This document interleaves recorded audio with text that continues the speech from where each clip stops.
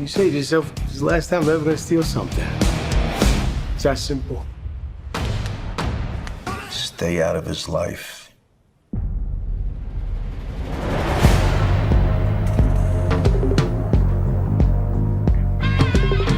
Oh! So, Braden, we just watched The Many Saints of Newark. Yes, we did. Now, we both have two very different experiences viewing this. Mm-hmm. I just finished watching The Sopranos for the first time, and you have not seen all of The Sopranos. You've seen a couple of episodes. Yeah, probably like maybe 12 or so episodes in various seasons at various times. I know stuff about the show from you and from friends, but I'm going to this kind of blind. Yeah. Kind of blind. I know some stuff about Sopranos. I'm really happy that I've seen the show just for like cultural reasons. Yeah. Just for knowing like, wow, this is one of the shows that people consider like one of the greatest shows of all time, Right. or like this was the TV show that changed television. But now they've come out with a prequel movie. I mean, it came out a little while ago, but you know, it's relevant for me now, so I'm going to talk about it right now. Now we're watching it. Yeah. So in The Sopranos, Tony always talks about Christopher's father, Dicky Moltisanti. now, as far as I'm aware, we don't ever see him in the show. Maybe we see like a photo of him, but they talk about him, and this is sort of the story about how him and Tony's relationship, and eventually what kind of brings Tony into wanting to join the mafia. This also takes place in the '60s, so there is some racial tension in the movie, which is also not like uncommon for The Sopranos. Right, it deals with like the Newark riots, I think they're called, is like the historical event that most of this movie just takes place during and sort of showcases in a way. This being a prequel, it features a lot of Sopranos characters in varying capacities and degrees. It doesn't exactly feel like a Sopranos episode because the characters are there, but they're really not the primary focus of it. Right. It's sort of just like another mob story, Right. just set in the 60s. Yeah, but you definitely do get to see like more of Tony and stuff than I expected. You know, I would still call this a Sopranos story. I will say I enjoyed the movie despite not really watching or knowing anything about Sopranos. I think it holds up pretty well as just like a mob movie, but of course in the back of my mind I know there is a level of this that could be enhanced by knowing The Sopranos. There was a lot of times while we were watching this where you and our friend would point at the screen and go, it's that character. And for me, it was just like, oh, who's this guy? You know? But for you guys, it's like, it's that scene. And I'm like, oh, that's a pretty cool scene. You know, it's a different reaction. Let's talk about the cast in this movie. There's some notable faces, including the Punisher as Tony Soprano's father. There's some uncanny faces, some people who look like other people. And we got Michael Gandolfini in Yes, this. so we have James Gandolfini's son. James Gandolfini sadly passed away. They couldn't have cast anyone better for this role, I don't think. He looks just like him. I mean, not just like him because he's younger, but like when he smiles and he's got the squinty eye, you know, the teeth showing, like I'm like, that's Tony. What'd you say? You know, it's funny because even in the show Sopranos, they do have flashbacks and they have different actors playing, like Tony's dad and young Tony and Oh, young, really? young Junior. Yeah. So they even recast those. I mean, obviously because the show was made a while ago. But it's interesting how much more like this young Tony looks like Tony than the one they cast back in the day even, which I mean makes Right. sense, they're related. Yeah. But I would say he captures the essence of a young Tony perfectly. Right. Like one thing that I appreciate about this movie is that it's not everyone doing an exact impression of their corresponding characters. Yeah, except for maybe Paulie. I don't know necessarily though. I haven't seen enough of the show, but Paulie, he's not in this movie too much, so like I didn't really get to see that actor shine, and I don't think the actor does a bad job or anything. But to me, that one did come off kind of like an impression, so to speak. But he didn't have much to work with. Like I said, he doesn't have that many scenes. Yeah. Sopranos ended in '07, so it's been several years since we've seen anything from these characters. So of course they're going to want to throw in a little pseudo Tony therapy scene with like a school guidance counselor. Yeah, you know? I was surprised about how well those scenes worked for me, because usually when I watch a movie, I can tell when something's like being referencey and very like in your face, this is for the fans. And I think all the stuff with Tony was just kind of like really smartly added, because all of it is kind of like all the stuff with Tony is here as a byproduct of the main character's actions and his relationship with Tony, which, as you said, is like stated in the show. So of course it's going to be here. And I think it fits into the plot really well. I don't think it's like too fan servicey at all. I mean, obviously the movie's not really about him, and he gets a lot of good scenes, but I think that his dynamic with the Christopher, Dickie, Christopher's dad, I thought it was really good in this movie. There's also Ray Liotta, who's just been in like Goodfellas, a bunch of famous mob movies, so he finally gets to be like part of The Sopranos, which is kind of cool. Okay. And one of the favorites of ours, Mr. Joey Diaz. Oh yes.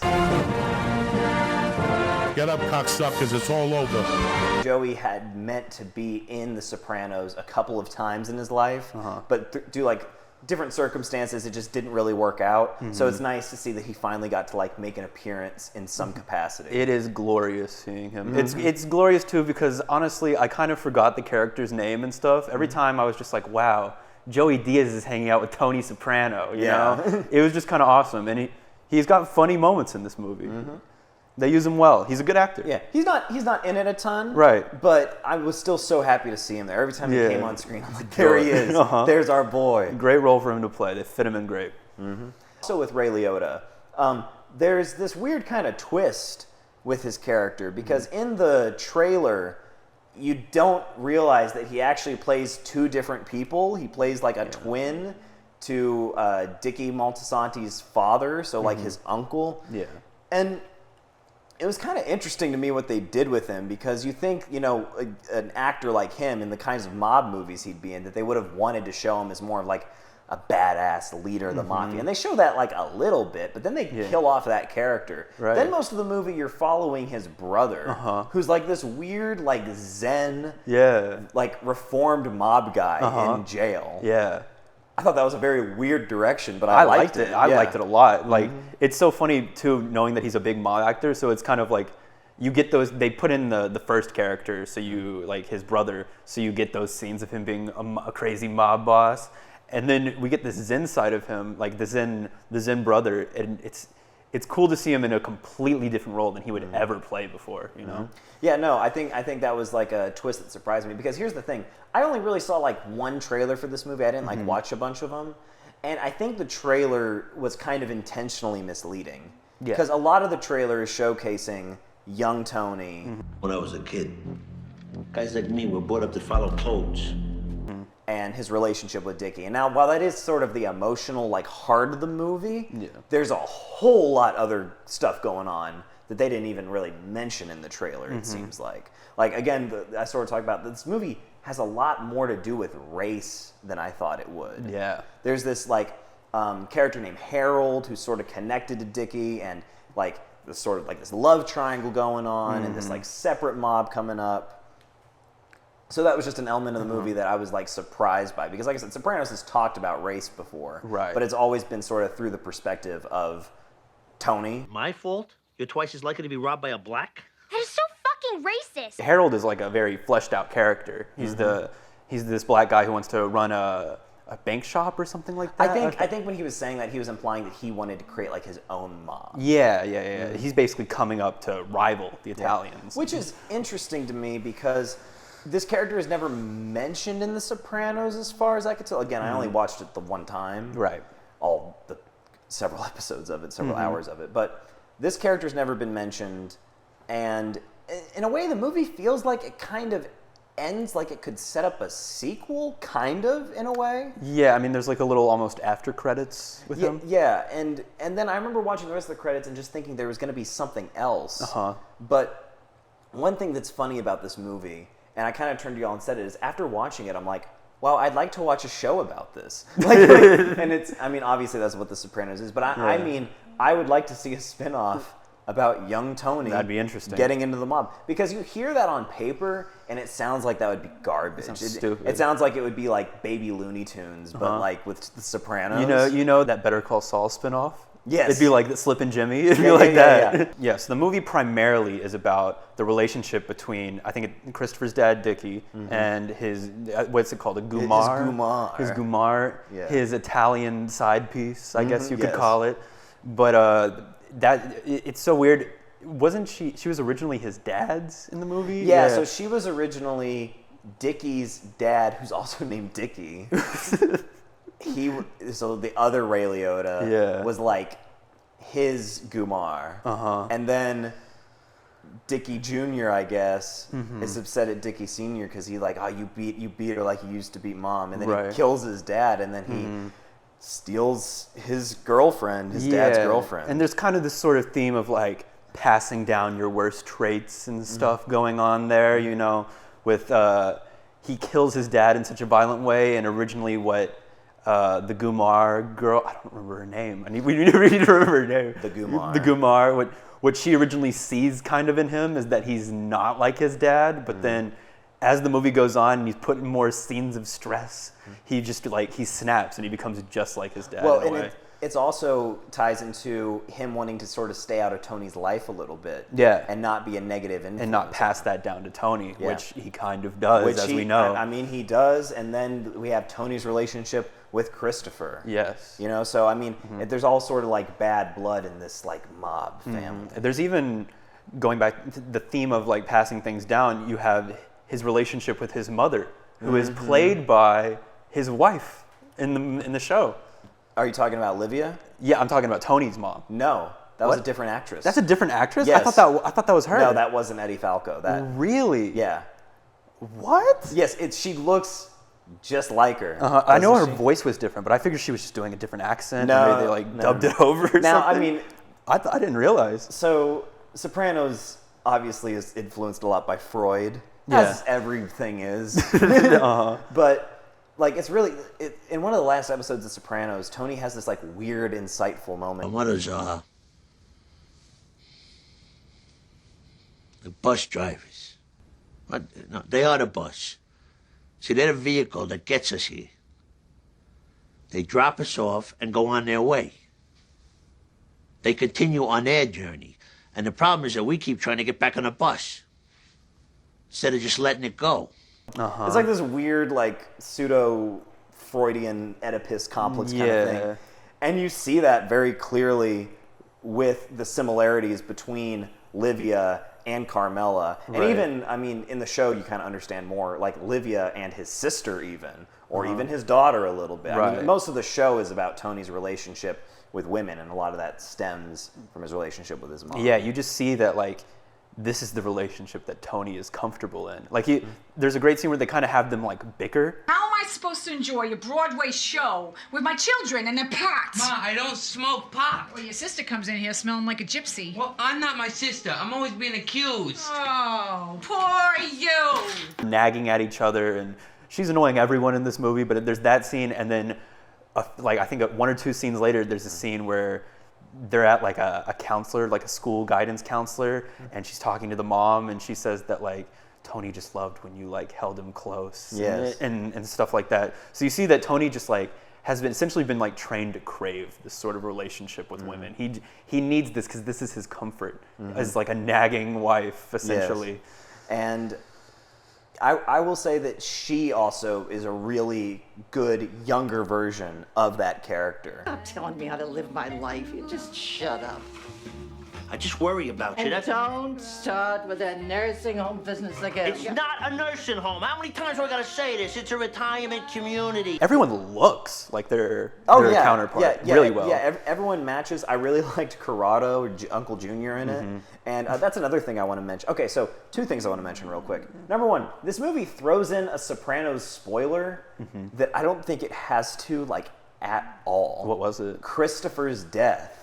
Which is like one of the biggest kind of spoilers of the show. I got that spoiled for me. Yeah. And like part of the movie is narrated by Christopher, which I think they just wanted to have him involved in some way because he was such a big part of the show. But like it's basically just like, yeah, this is the story of how my Uncle Tony became my Uncle Tony, the guy I went to hell for. That's not a good Christopher impression. But so, and like at the beginning you see his gravestone and I'm like, this movie's a prequel. You could have made it like totally like you don't have to watch The Sopranos. I mean, you don't have to watch The Sopranos to get it, but just why throw that in? Yeah, I guess, I mean, it sort of cements that this movie is more enjoyable as a Sopranos fan, you know? Because they put that scene in there and then maybe now you're thinking about the fact that Tony killed Christopher, and you're thinking about how Tony's aggression is just going to be like Dickie's aggression, and they're all going to pass this down, like I said. But yeah, other than that, like there's really no concrete reason. You could cut it out so fast. But you would still get that from having watched The Sopranos. Of course. But I mean, whatever. It wasn't a big. It didn't like ruin the movie for me. I was just like, that felt weird. Now, another thing I wanted to mention. This kind of changes up Sopranos canon a little bit. So okay. So there's this episode where Tony tells Christopher, like, hey, here's this detective guy. He killed your dad. Go kill him. I'm gonna give you this. You remember Dickie Moltisanti? No. No? He's lying to you, whoever he is. Wouldn't make any difference. What do you mean it wouldn't make any difference? He wants you dead. In the episode, I think it's even kind of implied that Tony might have just like done that to like make him feel like that he was helping him out, even though he didn't really know who killed his dad. Just kind of get rid of him in a way. Because it's revealed in this. Uncle Junior kills Dickie Moltisanti. Yeah, he hires someone to kill him, right? I think because he answers the phone and they say it's done. And he goes, okay, and he puts it back. Yeah. So, which it's kind of funny because it's just for like this petty reason. It seems like because like Uncle Junior slipped on some stairs and Dickie just laughed at him really hard, and then he wanted to kill him for that, which I thought that was kind of silly. And I mean, and that was a very Sopranos moment. That was a very like Tony getting mad and killing someone for cutting him off in traffic kind of moment. The temperamental men in these shows and movies. That's what you come to him for. That's another thing I want to mention. First of all, this show doesn't look like The Sopranos a lot. Like it's shot. No. I mean, it's shot cinematically, obviously. Yeah. But that was one thing that kind of separated it from me. Is like because I remember watching like El Camino in Breaking Bad. Yeah. Like obviously El Camino looks more cinematic, but I still feel like it matches a little bit. This was quite a bit different, but I mean they're just open. Yeah, it looks good. Yeah, it looks good. It looks pretty good. I mean, there's no shots that I would say like really blew me away or anything, but it's a good-looking film. One thing that I want to talk about is there's a lot of good deaths in this movie. There's a lot of great like gore. I don't know how much they do in Sopranos. Like I really haven't seen a lot of good like whacking scenes from Sopranos, but like in this movie they go all out with the deaths. Joey Diaz gets his friggin' head blown off. Or when they use the drill in the guy's mouth. Yeah, that's brutal. Yeah, and then they just shoot him afterwards. Oh. Yeah. Oof. Yeah, no, I mean, actually, that was one thing I was going to comment on. There's not like any, I mean, Sopranos isn't known for like huge action moments. It's really bigger character moments. Yeah. The closest thing I can think that we get to that is like a shootout scene. Okay, so this is one thing that I wanted to bring up. So me and you, we've talked about mob movies before. This is what took me a while to watch Sopranos because my best friend, but he'd been telling me for a while to like get into The Sopranos. Like, I promise you're gonna like The Sopranos. And my retort was always, I've never been that interested in mob movies, or mafia movies, and I think that's something that we have in common. Yeah, I would say. I mean, I like Goodfellas. That's about it. That's all. That's my like extent of mob. I mean, I've seen The Godfather and stuff, but they're just not my favorite movies. I can see why people like them. You know, the whole man at the top of the world sort of thing. But they were never like a general appeal to me. But now I sort of understand it more, having seen The Sopranos. Definitely. But what's cool about The Sopranos is that, and James Gandolfini explains it himself. The reason The Sopranos is successful is, and I've said this before, is it deals with children, it deals with parents, it deals with family. I mean, I think the older characters in The Sopranos, especially in the beginning, you don't see older characters written like that. Then, I mean, you know, you have to put certain things to escalate it a little bit, and that's the mafia part of it. So that's sort of what pulls me in to appreciate those kind of movies better. So as someone who, you say, self-admittedly, you don't always like mob stuff. Yeah. How'd you feel about this? And haven't seen Sopranos all the way. Yeah. Yeah, I liked it a lot. I thought it was a great movie. I mean, it was fun. It was the like I said, the whacking scenes were super fucking crazy and brutal. And like you said, it's the character stuff that really hooks you in this movie. And what's great about those whacking scenes is a lot of them are just the characters lashing out. These big like built up moments where they're, you know, you see the girl cheat. And then he's got to fucking kill her, you know? Of course he has to, because he's in the mob. Or he just gets a little angry at his dad in the car, and then he just murders his dad. It just escalates, yeah. And that's a great scene, too. He just whacks him against the steering wheel. So, what would you give this movie out of 5? I'm kind of somewhere stuck between a 3.5 and a 4. I don't know. I guess I'll say 3.8 to compromise, but It's a great mob movie, and it's enjoyable if you haven't seen The Sopranos. But like I said, there was an extra bit of excitement that I was missing out on at the end when you see young Tony looking at the grave and he gives the pinky promise. To me, that's just like, okay, you know. But to everyone else, that's like, oh my God, this is the start of Tony, you know. So for me, the movie just works as a good mob movie. I don't know if you would necessarily put this on if you wanted to watch a good mob movie, though, because you want to watch The Sopranos too. Like, it's always going to have that lingering in the back of your mind. But as a movie, it works, and it's good. So 3.8, I'd say. Yeah. Very enjoyable. Sopranos has always been sort of a cinematic television experience. And the thing about it is, you know, I don't know if I would say that this is as good as, like, the best episodes of Sopranos. You know, now, obviously, Sopranos, like, there's, like, a lot of build-up and stuff to it.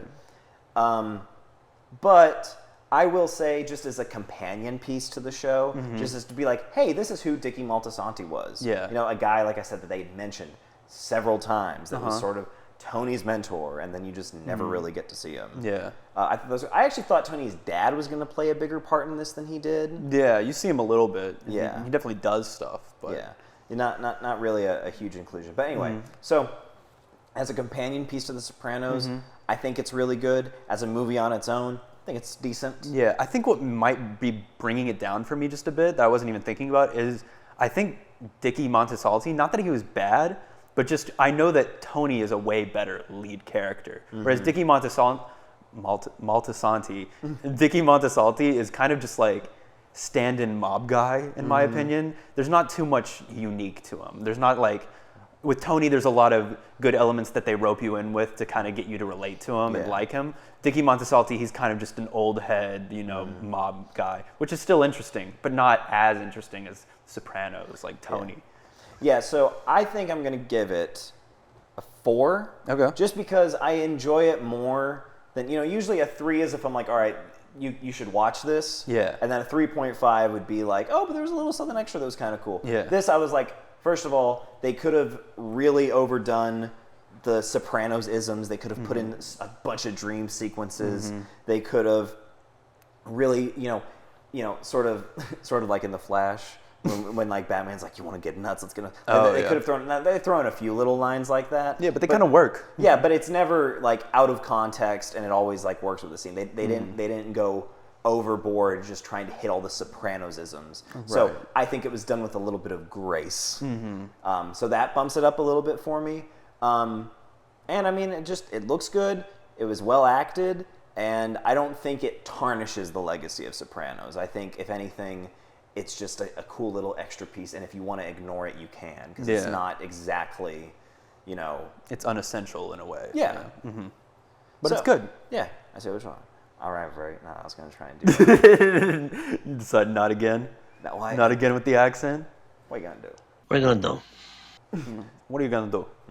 You know what we're going to do? Bid this video. We're going to bid the video adieu. Wow. That's good. That works. It says with pulp.